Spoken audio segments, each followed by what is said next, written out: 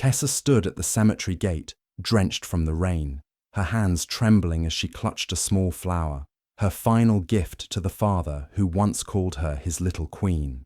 But standing between her and his grave was Omari, her stepmother, dressed in black silk and venom in her voice. "This funeral is for family, and you, Kesa, are nothing but a mistake."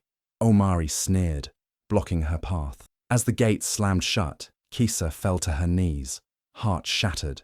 But little did Omari know, this wasn't the end. It was just the beginning of Kesa's rise. And when she returned, the whole city would watch Omari's empire crumble. Kesa was sitting quietly in her small apartment when the call came. Her hands shook as she picked up the phone. The voice on the other end was cold and sharp. They told her that her father had passed away suddenly. Kesa's heart stopped. This was the man who once called her his little queen, the only parent who had truly loved her. Tears filled her eyes as her whole world crashed down in a single moment. But before she could even gather herself, more cruel news followed. She tried to call the family lawyer to ask about the funeral arrangements, only to be told that her name was not on the list. Confused and broken, she rushed to find out what was going on. That's when she learned the bitter truth. Her stepmother, Omari, had made sure to erase her completely. Kesa wasn't just removed from the funeral list. Omari had gone further. She had changed the obituary in the newspaper, writing as if Kesa never existed. No mention of his only daughter. No word about the little girl he used to lift high in the air and call his princess. Kesa's heart shattered again. She couldn't understand how someone could be so cruel, especially now when she was already drowning in grief. She thought it couldn't get worse. But then came the final blow, the will. When Kesa asked about her father's inheritance, the lawyer looked away awkwardly. Omari had presented new papers, claiming that Kesa was not a real daughter, but just an outsider, a mistake. Every single thing her father owned, from the house to the businesses, had been signed over to Omari. Kesa was left with nothing. She sat on the floor, tears pouring down her face. In just one day, everything was taken from her. Her father, her family, her home, her identity. She felt like the ground had opened up beneath her and swallowed her whole. The people she called family turned their backs on her without a second thought. Even distant relatives followed Omari's lead, cutting Kesa off as if she had never been part of them. She kept hearing the same cold words. "You are not family." It was like knives stabbing her chest again and again. Alone and heartbroken, Kesa could only sit in silence, feeling her world fall apart piece by piece. The pain was too deep, too heavy. She wanted to scream, but no sound came out. All she could do was clutch the last photo she had of her father, the one where he smiled and called her his little queen. That memory was all she had left now. Everything else had been stolen, and in that dark, painful silence, a small fire started to burn inside her, a quiet promise that this would not be the end. But for now, all she could feel was the weight of her broken heart. The rain was falling hard as Kesa reached the cemetery gate. Her clothes were soaked, her hair stuck to her face. But she didn't care. Her heart was heavier than the sky above. All she wanted was to say goodbye to her father, to place one small flower on his grave. But as she stepped forward, a sharp voice stopped her. It was Omari, her stepmother, standing there with guards by her side. Dressed in shiny black silk, Omari looked at Kesa with pure hatred. "This funeral is for family," Omari sneered, loud enough for everyone to hear. "And you, Kesa, are nothing but a mistake." Kesa froze. Her hands trembled as she tried to explain, her voice breaking. "Please, he was my father." But Omari raised her hand, and the guards moved to block the gate. The people around started whispering, their eyes wide with shock and curiosity. Some pulled out their phones and started recording. The cameras caught everything. Kesa standing there in the rain, her face full of pain, while Omari's voice cut through the air like a knife. "Leave before you disgrace this place even more," Omari spat. Kesa's knees gave out, and she fell to the ground right there at the gate. The rain mixed with her tears as she cried silently, her head bowed. She could hear the crowd murmuring, some laughing quietly, others pitying her. "Isn't that the girl who got disowned?" someone whispered. "How embarrassing," another said. Every word felt like another slap to her face. But Kesa couldn't move. Her body felt too heavy, her heart too broken. The guards stepped forward and shut the iron gates with a loud clang, right in front of her. The sound echoed in her chest. Kesa looked up and saw the funeral procession moving on without her. The coffin, her father's coffin, was being carried away, and she wasn't allowed to follow. She wasn't allowed to say goodbye. That moment shattered something deep inside her. She wanted to scream, to fight, to force her way in, but her strength was gone. All she could do was clutch the small flower in her hand, now crushed and wet from the rain. The same flower she had brought as her final gift to her father. The scene continued as people kept recording, their phones pointed at her like weapons. It felt like the whole world was watching her humiliation. Kesa stayed there, on her knees, until the crowd slowly moved away.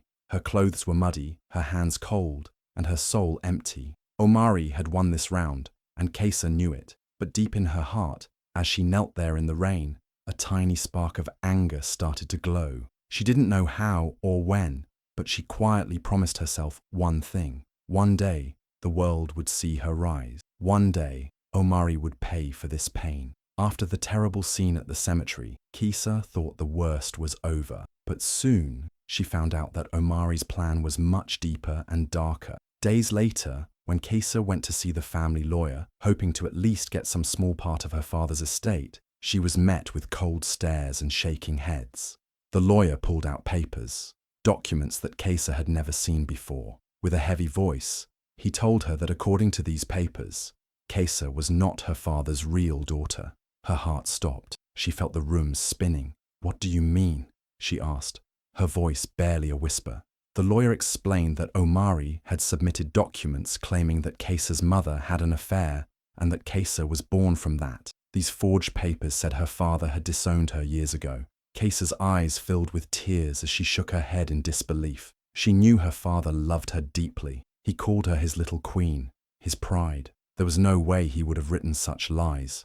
But on those papers, his signature was there, clear as day. It was like being stabbed right in the heart. As she flipped through the pages with trembling hands, Kesa realized that Omari had been planning this for a long time. She didn't just want to cut Kesa out emotionally, she wanted to erase her completely. Omari had stolen everything. The house Kesa grew up in, the businesses her father worked hard to build, the car, the bank account, all transferred to Omari's name. And Kesa, she was left with nothing. No home, no money, no family. The lawyer's words echoed in her ears. "You are not entitled to anything." Kesa stepped out of that office feeling like a ghost. People on the street passed her by, not knowing that her whole life had just been stolen. The betrayal burned deep inside her. She remembered all the times Omari had smiled at her face, pretending to be a caring stepmother, while secretly working to destroy her. Every memory now felt like poison. As she walked through the city,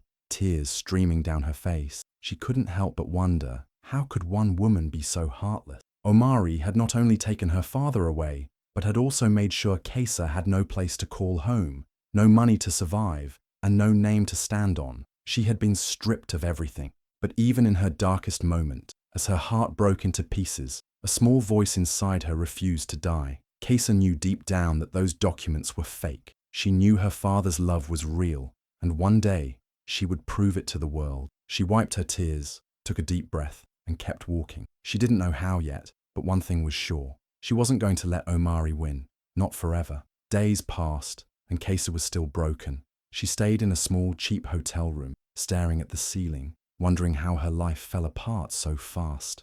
Every time she closed her eyes, she saw Omari's face and heard those cruel words again. She had no money, no family, and no strength left. Just when she thought there was no hope, someone knocked on her door late one evening. She hesitated, afraid it might be more bad news. But when she opened it, she saw an old, familiar face, Mr. Juma, her father's former driver. His eyes were full of sadness, but also something else, urgency. He quickly stepped inside and closed the door behind him. "Kesa," he whispered, his voice shaking. "I couldn't stay silent anymore. Your father loved you with all his heart. He never disowned you. He wanted you to have everything, and I have proof." Kesa's heart started pounding. "Proof?" she asked, her voice cracking. Mr. Juma reached into his coat and pulled out an old, worn envelope. "Your father gave this to me months before he died. He told me to give it to you if anything ever happened to him." With trembling hands, Kesa opened the envelope. Inside was a handwritten letter from her father.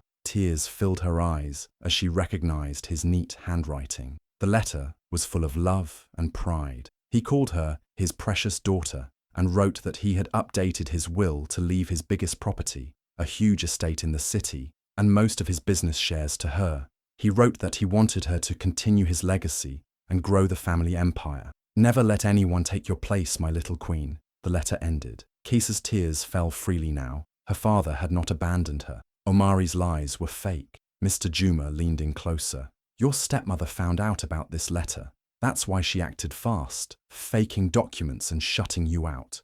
But your father's real wishes are in this letter. This is your weapon, Kaisa." For the first time in days, Kaisa felt a spark of hope. She clutched the letter to her chest, her heart beating faster. This letter changed everything. She wasn't powerless. She wasn't a mistake. She was her father's chosen heir. Looking at Mr. Juma, Kaisa whispered, "Thank you.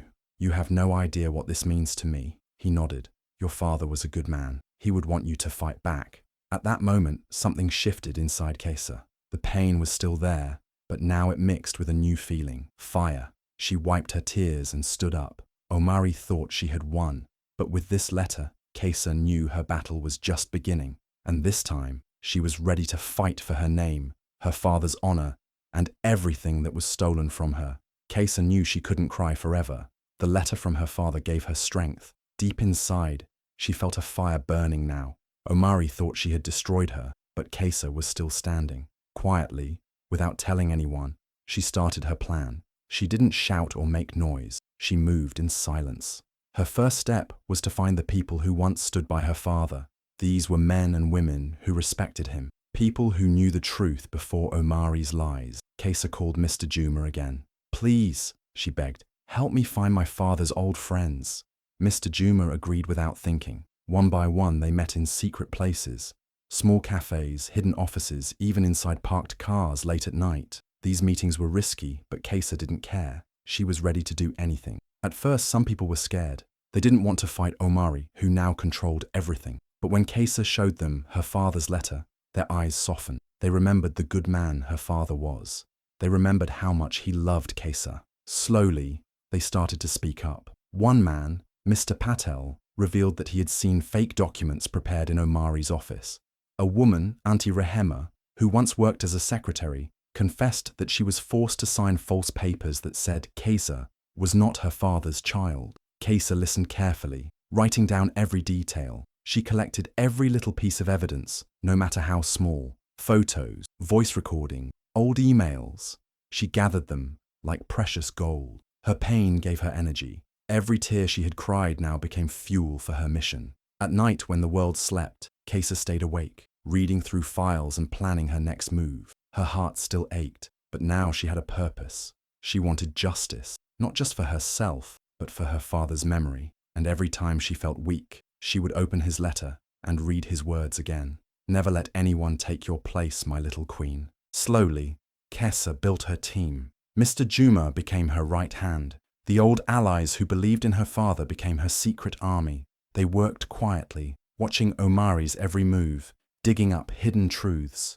Kaisa didn't post on social media, didn't tell her few friends. She stayed silent because she knew when the time was right, her comeback would shake the whole city. She was no longer the broken girl at the cemetery gates.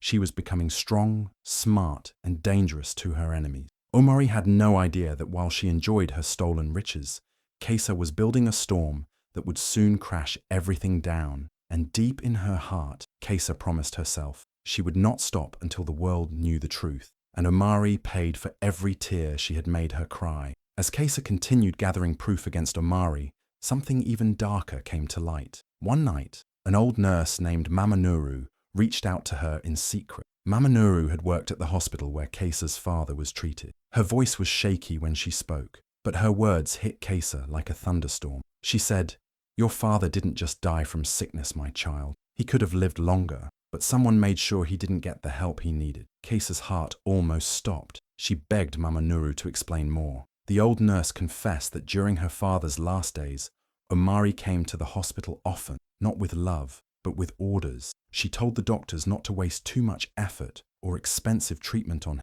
Medicines were delayed, important tests were skipped, and when Kaisa's father begged for certain drugs, they were denied. The staff was told that he was an old man whose time had come, But in truth, he had a chance to live, if only he got the right care. Kaisa's hands trembled as she listened. Tears rolled down her cheeks, but her face turned hard with anger. All this time, she thought her father's death was natural, but now she realized Omari may have planned it, making it look like sickness while secretly letting him fade away. It wasn't just theft, it was something close to murder. Mama Nuru gave Kaisa old hospital records, secret notes, and even a recording where one doctor complained about Omari's strange orders. Kaisa felt her world spinning. The pain in her chest grew heavier, but so did her determination. She promised herself that Omari would not get away with this. Not after stealing her inheritance, not after lying to the world, and definitely not after speeding up her father's death. She shared this new information with Mr. Juma and her trusted ally. Their faces turned pale with shock. Everyone knew this changed everything. It was no longer just a battle over money and property. It had become a fight for truth and justice for a man who was betrayed by the woman he trusted. Kaisa's pain turned into fire. She now had a deeper reason to fight. It wasn't only about getting back what belonged to her, it was about honoring her father's memory and making sure Omari faced the full weight of her evil action. The discovery added more power to Kaisa's silent war. She knew that when the truth finally came out, the whole city would be horrified, and Omari's fake empire would fall apart faster than anyone expected. Kaisa whispered to herself that night, "I will make her pay for everything." And with that, her fight grew even stronger. The day Kaisa's evidence hit the news, everything in the city changed. It started with a small blog post, but within hours, it spread like wildfire. Headlines screamed, "Shocking truth about late Mr. Jamal's will," and "Stepmother Omari under investigation." People who once praised Omari for her wealth and success suddenly started asking questions. How did she get so rich so quickly after her husband's death? Why was Kaisa, the only daughter, pushed aside and left with nothing? Radio stations buzzed with gossip. TV shows called it the scandal of the year. Neighbors who used to admire Omari's fancy cars and big house now whispered behind her back. Videos even surfaced showing the cruel day she blocked Kaisa at the cemetery gates. The public was angry, not just for Kaisa, but because they felt tricked. They saw Omari's smiling face on magazines, thinking she was a role model, but now they saw the truth. As the pressure grew, the government had no choice but to step in. Investigators started digging into Omari's bank accounts. They found huge sums of money moved in strange ways, properties bought in fake names, and businesses registered under ghost identity. The court quickly ordered that all her assets be frozen. Her accounts were locked, her cars taken for inspection, and even her mansion was sealed off. Omari, who once walked through the city like a queen, now found herself trapped. Paparazzi camped outside her gate. People shouted at her when she tried to go out. Old friends turned their backs, afraid to be linked with her disgrace. Even some of her closest business partners rushed to distance themselves, claiming they never knew about her dirty secrets. Meanwhile, Kaisa stayed quiet, but strong. She didn't need to speak. The truth was speaking for her. Every day, new reports came out exposing more of Omari's lies. The city that once watched Kaisa fall at the cemetery gate now stood with her. Strangers sent her messages of support. Some even started calling her the true daughter in news headlines. It was a turning point no one saw coming. Omari, who thought she had destroyed Kaisa forever, was now the one losing everything. Her empire, built on lies and stolen wealth, was crumbling in front of everyone's eyes. And Kaisa, she was rising, silently but powerfully, as the public's new hero, the woman who fought back against betrayal and won the heart of the city. The day of the courtroom battle finally came, and the whole city was watching. Cameras flashed outside the court as people gathered just to catch a glimpse of Kaisa and Omari facing each other. Inside, the air was heavy. Kaisa walked in quietly, but with her head high. She wore a simple black dress, but her eyes showed strength. On the other side, Omari sat stiffly, her face pale, no longer the proud woman she used to be. As the trial began, Kaisa's lawyer stood up and spoke with fire. He showed the court all the fake documents Omari had created, the forged will, the false papers claiming Kaisa was not her father's real daughter, and the secret bank accounts filled with stolen money. The judge listened carefully, while the crowd inside gasped at every new proof. Then came the most powerful moment. Kaisa herself stood up to speak. Her voice shook at first, but soon it grew stronger. She told the court how her father loved her, called her his little queen, and how he would never have disowned her. She shared the pain of being pushed out of her own father's funeral, the humiliation, and the sleepless nights.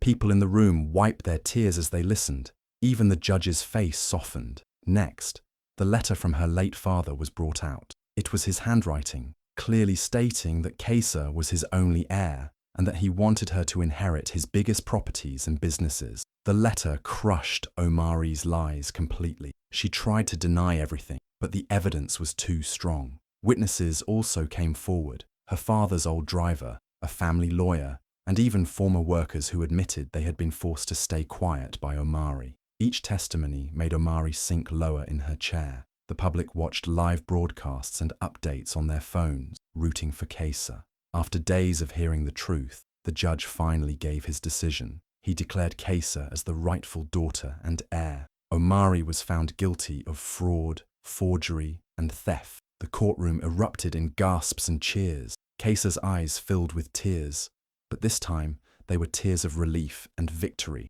Outside, the crowd chanted her name. Reporters pushed forward to get her statement, but Kaisa simply said, "Justice has been served. My father can rest in peace now." Omari, once untouchable, was taken away by officers, her head down in shame. Kaisa, the woman who was once denied everything, had now reclaimed not only her father's legacy, but also her dignity in front of the whole world. The courtroom showdown was over, but Kaisa's victory was just beginning. Kaisa could hardly believe it. The girl who was once pushed out, humiliated at the cemetery gates, now stood tall as the new owner of everything her father built. The news spread like wildfire. Every newspaper, every TV channel, and every blog carried the same headline: "The daughter who was denied now owns it all." People who once turned their backs on her now couldn't stop talking about her victory. Strangers cheered her name, and her story became an inspiration for many who had faced betrayal and pain.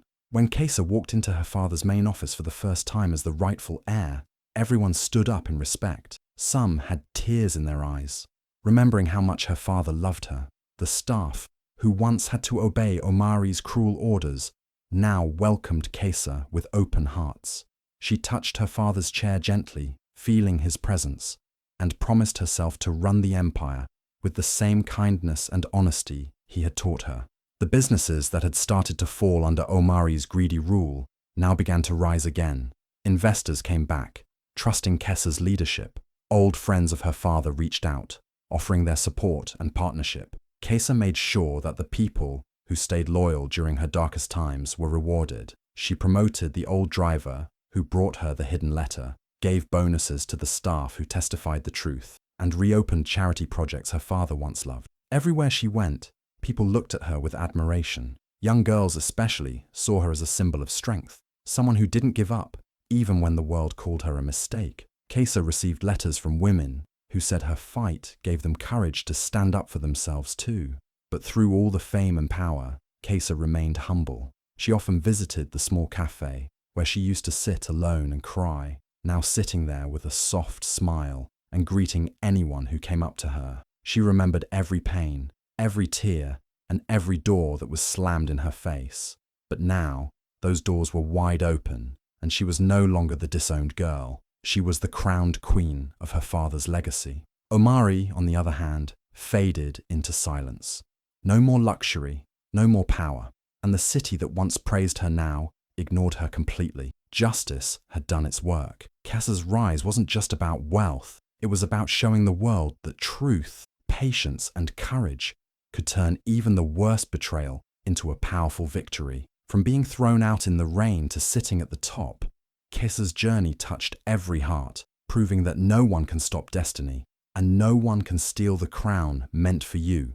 The day Kaisa returned to her father's grave was different. It wasn't a rainy day of sorrow, nor was it a moment of being shut out. This time, Kaisa walked through the cemetery gates with her head high, her steps steady, and a sense of calm strength in her heart. She wasn't the girl who had once been denied access to her father's final resting. Now, she was the woman who had reclaimed everything that was rightfully hers.